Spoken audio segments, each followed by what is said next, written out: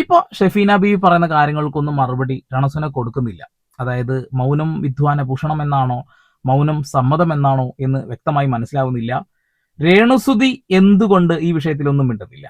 എന്തുകൊണ്ട് ഹനാൻ പറഞ്ഞ വാക്കുകൾക്കെതിരെ ഒന്നും മിണ്ടുന്നില്ല? കേവലം തെറിവാക്കുകൾ ഉപയോഗിക്കുന്ന കമന്റുകൾ മാത്രം എടുത്ത് അത് നെറ്റിയിലൊട്ടിച്ചുകൊണ്ട് പ്രതികരിക്കുന്നത് നമ്മൾ കാണുന്നുണ്ട്. അതുപോലെ തന്നെ അതുൽ വാഗിനെതിരെ ഒരു കേസ് കൊടുത്തു നമ്മൾ കണ്ടു. പക്ഷേ എന്തുകൊണ്ട് ഷെഫീന ബീവിക്കും അത് കൂടാതെ ഹനാനും ഒരു മറുപടി കൊടുക്കുന്നില്ല? ചില ആളുകൾ അങ്ങനെയാണ്.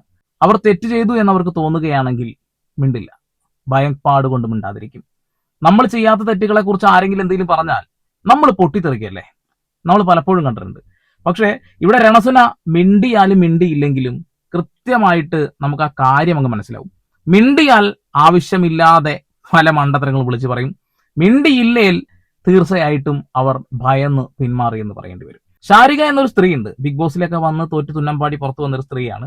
ഞാൻ എന്തോ സംഭവമാണെന്ന രീതിയിലൊക്കെയാണ് സംസാരിക്കാറ്. സത്യം പറയാ പൊട്ടത്തരല്ലാതെ നല്ലതെന്തെങ്കിലും വിളിച്ചു പറയാറുണ്ടോ ചോദിച്ചാൽ അതൊക്കെ വിരളമാണ് എന്നുള്ളത് പറയേണ്ടി വരും. അവര് രണസുനയെ സപ്പോർട്ട് ചെയ്തുകൊണ്ടൊരു വീഡിയോ ചെയ്തു. എന്റെ പൊന്നെ ചിരിച്ചൊരു വിധായിരിക്കുന്നു. വ്യക്തമായ ഒരു ധാരണയില്ലാതെ പല കാര്യങ്ങളും വിളിച്ചു പോയിട്ടുള്ളത്. ഓക്കെ, നമുക്ക് നേരെ രണസുനയുടെ നുണകൾ നമുക്കൊന്ന് പരിശോധിച്ചാലോ. രണസുന ആദ്യമായിട്ട് ഫ്ലവേഴ്സ് ചാനലിൽ വന്ന അന്ന് മുതൽ കുറച്ച് കാര്യങ്ങൾ നിങ്ങളൊന്ന് കാണണം, എന്നിട്ട് നിങ്ങളൊന്ന് പറ കമന്റ് ബോക്സിൽ. കാണാം. എന്താ ചെയ്തിരുന്നേ? ഏവിയേഷൻ കഴിഞ്ഞു. ഏവിയേഷൻ കഴിഞ്ഞിരിക്കുകയാണ്. പിന്നെ പറ, അല്ലെങ്കിൽ ഇവര് കളിയാക്കുക. അതാ ബാംഗ്ലൂർ എയർപോർട്ടിലുണ്ടായിരുന്നു, എയർ ഇന്ത്യയിലുണ്ടായിരുന്നു, ഓക്കെ, ട്രിവാൻഡ്രത്തുണ്ടായിരുന്നു. ഞാൻ എറണാകുളത്ത് ഉണ്ടായിരുന്നു, തിരുവനന്തപുരത്ത് ഞാനും പോയിട്ടുണ്ടായിരുന്നു. ഏവിയേഷനല്ല, ആവിയിൽ പുഴുങ്ങിയ പുട്ട് കഴിക്കാറുണ്ട്. അതാണോ ഏവിയേഷൻ എന്ന് അറിയില്ല. കാരണം ഇവരുടെ കൂടെ പഠിച്ചു എന്ന് പറയുന്ന കുറെ ആളുകളുടെ ശബ്ദ സന്ദേശം അന്നേ പുറത്തു വന്നതാണ്. ഇവരത് ഫുൾ ആക്കിയിട്ട് പോലും ഇല്ല. പിന്നെ ഏത് എയർ ഇന്ത്യയിലാണ് പണിയെടുത്തത് എന്നുള്ള ദൈവം തമ്പുരാന് പോലും അറിയില്ല. അത്രയും വലിയൊരു പ്ലാറ്റ്ഫോമിൽ വന്ന് നിന്നുകൊണ്ടാണ് ആ നുണ പറഞ്ഞത്.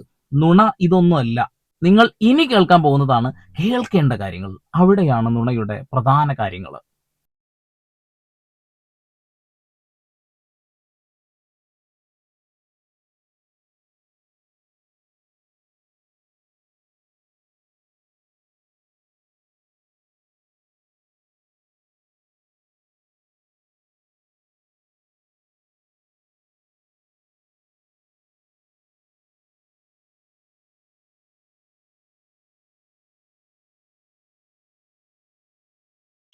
അതെ അതെ, അവിടെ സുധിക്ക് വല്ലാണ്ട് സംസാരിക്കാൻ കഴിഞ്ഞിട്ടില്ല.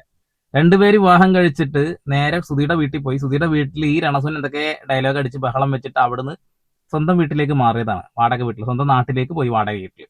അവിടെ വെച്ചിട്ടാണ് ആ ഒരു പയ്യന് എന്തൊക്കെയോ പ്രശ്നങ്ങൾ ഉണ്ടായിട്ടുള്ളത്. അവരെ വീട്ടുകാരങ്ങ് ഏറ്റെടുത്തു എന്നാ പറയുന്നത്. ആ ഒരു പ്രോഗ്രാമിൽ വന്ന് പറഞ്ഞ ഡയലോഗ് എത്രത്തോളം കള്ളമാണ് എന്ന് കൃത്യമായിട്ട് കൊല്ലസുധിയുടെ മകൻ കിച്ചു തുറന്നു പറഞ്ഞതാണ്. അവൻ അവിടെ എന്ത് അനുഭവിച്ചു എന്നുള്ളത്. ഇത്രമാത്രം ആളുകൾ കാണുന്ന ഒരു പ്രോഗ്രാമിൽ വന്നിട്ട് ഇങ്ങനെ കല്ലുവെച്ച നുണ പറയാനും മാത്രം എങ്ങനെ രണസുനക്ക് തോന്നി? എന്തൊരു നിഷ്കളങ്കയാണല്ലേ. കഴിഞ്ഞില്ല. ആള് മരിച്ചതിന് ശേഷം കൊടുത്ത ഇന്റർവ്യൂകളാണ് പിന്നെ ചർച്ചയായിട്ടുള്ളത്. ഒന്നാമത്തെ വീഡിയോ കാണണം. എന്റെ മനസ്സിനിണങ്ങിയ ഒരാളെ കണ്ടാൽ ഞാൻ നാളെ മറ്റൊരു വിവാഹ ജീവിതത്തിലേക്ക് പോയേക്കാം. അതും നോയാണ് പറയുന്നത്. ഒരിക്കലുമില്ല, ഒരിക്കലുമില്ല. അങ്ങനെ ഒരു വിവാഹത്തെ കുറിച്ച് ഞാൻ ചിന്തിക്കുന്ന പോലുമില്ല.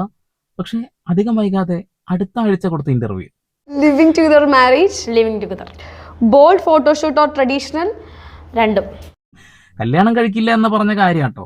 കാരണം എന്താ, ലിവിംഗ് ടുഗദറാ. ഇവിടെ കൊല്ലസുധിയുടെ ലൈഫിലേക്ക് കയറി വരുന്ന എന്താ വെച്ചാൽ ഒരു അവിഹിതമായി ബന്ധപ്പെട്ടിട്ടാണ്. അതെന്താന്ന് എല്ലാവർക്കും വ്യക്തമായിട്ട് അറിയാന്നുള്ളതാണ്. ഇവിടെ ബോൾഡ് ഫോട്ടോഷൂട്ട് ഇപ്പൊ നമ്മൾ കണ്ടുകൊണ്ടിരിക്കുന്നുണ്ട്. ബോൾഡ് അല്ല, അത് വേറെന്തൊക്കെയാണെന്നാണെന്ന് അവിടെ കട്ടെ. പക്ഷെ കല്യാണം കഴിക്കുമെന്ന് വെച്ചാൽ കഴിക്കില്ല കേട്ടോ, ലിവിംഗ് ടുഗദർ. അപ്പൊ ആ വാക്ക് കറക്റ്റ് ആണല്ലേ. പിന്നെ കല്യാണം കഴിക്കുവാണെങ്കിൽ കുഞ്ഞുങ്ങളെ അക്സെപ്റ്റ് ചെയ്യുന്ന ആളെ മാത്രമേ കല്യാണം കഴിക്കൂ. നിലവിൽ വിവാഹത്തെ കുറിച്ച് പ്ലാനിലുണ്ട്. 2 വർഷം കഴിയട്ടെ, നോക്കാം. അല്ലാതെ കുട്ടികളെ ഇറക്കുമെന്ന് ഞാൻ പറഞ്ഞു. കുട്ടികളെ കൊണ്ടുവരും, അങ്ങനെയാണെങ്കിൽ ഓക്കെ ഓക്കെ ഓക്കെ. കൊല്ലസുധിയെ അത്ര ഇഷ്ടമാണ്, അതിന് മറ്റൊരു വിവാഹം കഴിക്കില്ല. പക്ഷെ ലിവിംഗ് ടുഗദർ ഓക്കെ. അധികം വൈകിയില്ല, അടുത്തത് 2 കൊല്ലം കഴിഞ്ഞാൽ ചിലപ്പോൾ അടുത്തൊരു കല്യാണം ഉണ്ടാവും. നല്ല വാക്കുകൾ. ഇതാണ് ചേച്ചിയുടെ ഒരു പ്രത്യേകത. വാക്കുകൾ ഇങ്ങനെ മാറ്റിക്കൊണ്ടേയിരിക്കും. വാക്കിനൊരു സ്ഥിരത ഇല്ല ചേച്ചിക്ക്. അത് കഴിഞ്ഞ് അടുത്ത ഇന്റർവ്യൂ. ചേച്ചി ശരിക്കും ഫസ്റ്റ് മാരേജ് അല്ലേ? അതെ അതെ. ചേച്ചി ഫസ്റ്റ് മാരേജ് ആണ് കേട്ടോ. അതേ പ്ലാറ്റ്ഫോമിൽ വന്നിട്ട് അന്ന് ചേച്ചി ആദ്യത്തെ കല്യാണം അല്ലേ എന്ന് ചോദിച്ചപ്പോ അതെ എന്നാണ് പറഞ്ഞിട്ടുള്ളത് അല്ലെ. സത്യത്തിൽ എന്താ, 2ാം വിവാഹമായിരുന്നു എന്നുള്ളതാ. പിന്നീട് അങ്ങോട്ട് കൊടുത്ത ഇന്റർവ്യൂലൊക്കെ ഞാൻ കല്യാണം കഴിച്ചിട്ടില്ലെങ്കിൽ നിങ്ങൾക്ക് എന്താ, ഞാൻ കല്യാണം കഴിച്ചിട്ടുണ്ട്, അദ്ദേഹത്തിന്റെ പേര് പറയാൻ പറ്റില്ല, പലയിടത്തും പേര് പറയുന്നു. അതാണ് രണ്ടാമത്തെ നുണ, ദ ബിഗ് നുണ. നുണക്കൊട്ടാരത്തിന്റെ കവാടം തള്ളി തുറന്നുകൊണ്ട് രണസുന രംഗപ്രവേശനം. രംഗം നമ്പർ 2. ഓക്കെ, അപ്പൊ വീട്ടിലൊക്കെ എങ്ങനെയാ ചേച്ചി ഇതൊന്ന്? ഒരു 7-8 മാസം കഴിഞ്ഞിട്ട് അറിയിച്ചത്. അപ്പോൾ ഇവരുമായിട്ട് ഭയങ്കര അടുത്ത ബന്ധമായി താലി വരെ കെട്ടിയ അവസ്ഥയായി. വീട്ടിൽ ചെന്ന് ഓക്കെ ഇതിൻ്റെ അടി കഴുത്തക്കണം, ഒന്നുമില്ല ചേച്ചി നീ ഒന്ന് കാണിച്ച് താലി കെട്ടിച്ച വീട്ടിലേക്ക് പോയി.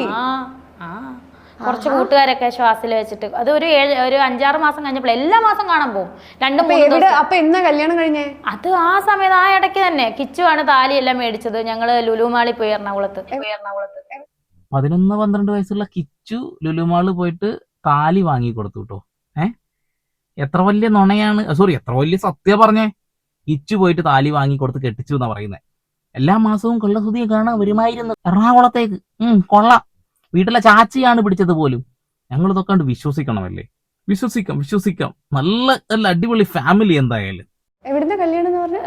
ശ്വാസിൽ വെച്ചിട്ട് ജസ്റ്റ് എല്ലാവരുടെയും മുന്നിൽ കുറച്ച് കൂട്ടുകാരുണ്ടായിരുന്നു, അവര് പോലും പുറത്ത് വിട്ടിട്ടില്ലത്. അതായത് പുറത്ത് വിട്ട വലിയ പ്രശ്നമാണ്, ആകെ നാണക്കേടാണ്. രണസുനയുടെ 2ാം കെട്ടും കൊല്ലസുതിയുടെ 3ാം കെട്ടും ആണല്ലോ. പിന്നെ പ്രധാനപ്പെട്ട കൂട്ടുകാരന്മാരെ ഒന്നും വിളിച്ചിട്ട് പോലുമില്ല. അവര് പോലും ഈ ഒരു കാര്യം അറിഞ്ഞിട്ട് പോലും ഇല്ല എന്നാ പറയുന്നത്. എന്തായാലും അതിന്റെ പിന്നിൽ രണസുനയുടെ കരങ്ങൾ തന്നെയാകും. മരിച്ചതിന് ശേഷമാണ് കൂട്ടുകാർ പോലും അറിയുന്നത് ആള് ക്രിസ്ത്യാനി ആയിട്ടുണ്ടായിരുന്നു എന്നുള്ളത്. എന്തൊക്കെയാ ചീഞ്ഞ് നാറന്ന്. ഇനി ഒരു വിവാഹത്തെ പറ്റി ചിന്തിക്കുന്നുണ്ടോ എന്ന് ചോദിച്ചാൽ ഇനി ചിന്തിക്കാതിരുന്നുകൂടാന്നില്ല. ചിലപ്പം ചിന്തിക്കുമായിരിക്കും. പക്ഷെ ഇതുവരെ ഇപ്പൊ ഈ ഇരിക്കുന്ന നിമിഷം വരെ എന്തായാലും ഞാൻ ചിന്തിച്ചിട്ടില്ല. ഇതിന്റെ ഒരാഴ്ച മുമ്പത്തെ ഇതിലാണ് 2 കൊല്ലം കഴിഞ്ഞ കല്യാണം ഉണ്ടാവും പറഞ്ഞു. അത് കഴിഞ്ഞ് 2 ദിവസം കഴിഞ്ഞതിലാണ് ലിവിങ് ടുഗദർ ആണ്, ഓക്കെ എനിക്ക് അതാ ഇഷ്ടം എന്ന് പറഞ്ഞത്. അത് കഴിഞ്ഞ് കുറെ കാമുകന്മാരുടെ കഥകൾ നമ്മൾ കേട്ടിട്ടുണ്ടായിരുന്നു. ബാക്കി നുണകൾ കേൾക്കാം. ഈ ഇരിക്കുന്ന നിമിഷം ഇനി മുന്നോട്ട് എന്താന്ന് എനിക്ക് ഞാൻ എന്നും പറയുന്നില്ല. മുന്നോട്ട് ചിലപ്പോൾ ചിന്തിക്കാം, ചിന്തിക്കാതിരിക്കാം. എന്തായാലും കുറെ പ്രപ്പോസൽസ് ഒക്കെ വന്നായിരുന്നു. അപ്പൊ ഞാൻ പറയുന്നത് എന്താന്ന് വെച്ചാൽ ഞാൻ അങ്ങോട്ട് നോക്കി, മുഖത്ത് നോക്കി പ്രപ്പോസൽ ചെയ്യുന്നിട്ട് ഞാൻ അവിടെ അടുത്ത് പറയും, കുറച്ച് ഞാൻ പറയുന്ന എമൗണ്ട് എന്റെ ഫിക്സഡ് ഡെപ്പോസിറ്റ് ആയിട്ട് എന്റെ മക്കളുടെ അക്കൗണ്ടിൽ ഇട്ടാ വേണം എന്റെ കല്യാണം കഴിക്കാൻ. അവിടെയും കായ് പണം ദുട്ട് മണി, അത് കിട്ടാനാണ് കളി മൊത്തം. കൊല്ലസുതിയുടെ ആ ഒരു ഇൻഷുറൻസ് തുകയോടെയും കിട്ടിക്കഴിഞ്ഞാൽ എളുപ്പമായി കാര്യങ്ങൾ. പിന്നെ കിച്ചുവിനെ നോക്കേണ്ട കാര്യം പോലും ഇല്ല. കിച്ചുവിനെ അല്ലെങ്കിൽ ഇവർ നോക്കുന്നില്ല, വേറെ കാര്യം. കിച്ചുവിനടുത്ത് തള്ളി ഒഴിവാക്കി ബാക്കി കായ് പോക്കറ്റിൽ വരും. ചെക്കനാച്ചൊരു പാവം മനോഭാവമാണെന്നുള്ളതാണ്. എന്ത് പറഞ്ഞാലും തിരിച്ച് ഒരു മറുപടി കൊടുക്കാൻ പേടിയാന്നുള്ളതാണ്. അതുകൊണ്ടൊക്കെ തന്നെ ചെക്കനോട് ചിലപ്പോൾ ചോദിക്കും, മോൻ എന്തായാലും ആരോഗ്യമൊക്കെ ഉണ്ടല്ലോ, ഇത് മൊത്തം നമ്മുടെ ഋതുപ്പനങ്ങ് കൊടുക്കാടാ എന്ന് പറഞ്ഞ് ചെക്കനെ നൈസായിട്ട് തള്ളാനുള്ള സാധ്യതയുണ്ട്. എന്തായാലും പണമുള്ള ആരാണെങ്കിലും കെട്ടുമെന്നല്ലേ പറയുന്നേ. മുന്നേ പറഞ്ഞ വാക്കും ഇപ്പൊ പറഞ്ഞ വാക്കും മാറി മാറി പോണേ കാണുന്നില്ലേ? ഇനി ഒരുപാട് ഇന്റർവ്യൂകൾ ഉണ്ട് കേട്ടോ, ഞാൻ കൊണ്ടുവരാനിട്ടാ മണിക്കൂറുകളോളം നീളും. പൈസക്കാരനെയാണോ കെട്ടാൻ നോക്കുന്നത്? അങ്ങനെയല്ല, ഞാൻ തമാശ രീതി പറഞ്ഞാണ്. വേണമെങ്കിൽ നമുക്ക് നോക്കാം. പൈസക്കാരനാകുമ്പോ എനിക്ക് ഓടി നടക്കണ്ടല്ലോ, എനിക്ക് തെറിയൊന്നും കേൾക്കണ്ടല്ലോ, ഞാൻ വീട്ടിൽ ഇരുന്നാ പോരെ. അദ്ദേഹം കാശുണ്ടാക്കിയ അത്തരത്തിലൊരു പണക്കാരൻ വന്ന് ചേച്ചിയെ രേണു ചേച്ചിയെ കെട്ടുകയാണെങ്കിൽ ചേച്ചി സോഷ്യൽ മീഡിയ അല്ലെങ്കിൽ പരിപാടിയൊക്കെ നിർത്തുവോ? അതാലോചിക്കണം. കാരണം എന്താ വെച്ചിട്ടുണ്ടെങ്കിൽ ഇതിൽ നിന്ന് കിട്ടുന്ന ആ ഒരു തെറിയുടെ സുഖം ഉണ്ടല്ലോ, അതൊന്നും ഒരിക്കലും അവസാനിപ്പിക്കാൻ രണസുനെ കൊണ്ട് കഴിയില്ല. കൊല്ലസുതി മരിച്ചപ്പോ അന്ന് തുടങ്ങിയ കാട്ടിക്കൂട്ടലാണ് ഈ ഡ്രാമ എന്ന് പറഞ്ഞാൽ. ഡ്രാമ എന്ന് പറഞ്ഞാൽ അതിലൊരു ക്വാളിറ്റി ഉണ്ട്. ഇതിനെന്താടെ പറയാ, അമ്മാതിരി ഊളത്തരം. ഡാജിനിയമ്മനെ കൊണ്ട് തോറ്റുപോയി. കമന്റാണ് കേട്ട, എന്റേതല്ലാട്ടാ. നമുക്ക് നമ്മുടെ ലൈഫല്ല ഏറ്റവും വലുത്. എന്റെ ലൈഫ് ഏതായാലും ഇങ്ങനെ ആയിപ്പോയി, തീർന്നു. കാരണം വിധി ഇങ്ങനെ ആക്കി. പക്ഷെ 34 വയസ്സായിട്ടുള്ളൂ. 34 വയസ്സില്ലേ?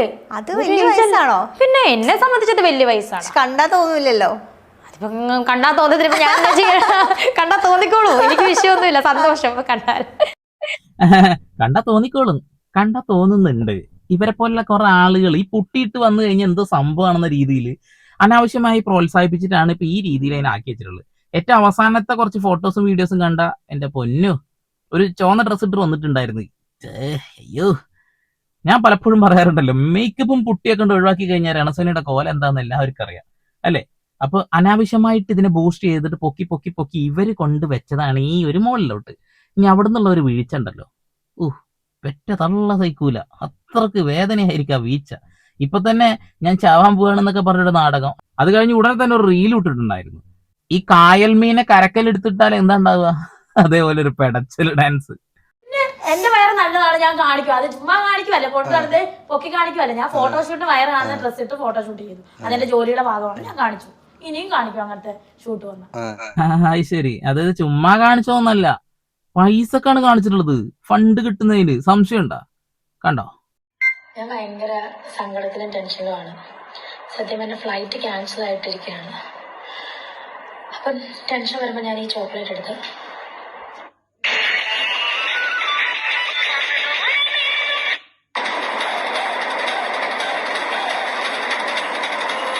ഹലോ ഗൈസ്, അങ്ങനെ ഞാൻ നാട്ടിലെത്തിയതാ. ഇച്ചിരി ചോറുണ്ട്.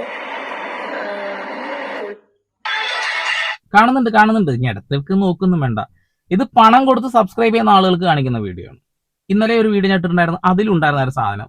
ഞാൻ അതെന്നെ കാണിക്കേണ്ട, പണ്ടത്തെ തന്നെ നിങ്ങൾ കണ്ടുപിടിച്ചിട്ട് കാണിച്ചാൽ കേട്ടോ. അതിലൊന്നും ഒരു കുറവില്ല, അതൊരു സൈഡിൽ കൂടെ നടന്നുകൊണ്ടിരിക്കുന്നുണ്ട്. അപ്പൊ ചുമ്മാ അത് കാണിക്കുന്നല്ല, പൈസക്ക് വേണ്ടിട്ടാടേ. കുട്ടികളെ നോക്കണ്ടേ, വലിയ പ്രശ്നമാണെന്നുള്ളതാണ്.